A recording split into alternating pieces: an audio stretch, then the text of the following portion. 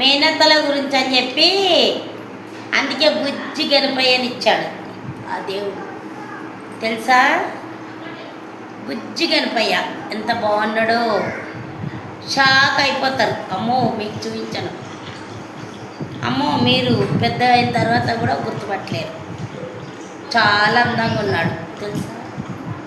మీ అన్నయ్యలాగా లేడు, పిచ్చి నా కొడుకులాగా, చెత్త నా కొడుకు మీ అన్నయ్యతో గలీజోడు. కనీసం తొట్టెలు వాళ్ళ అమ్మోళ్ళు చేస్తున్నారని చెప్పి రావచ్చుగా, చెత్త మొక్కమాడు.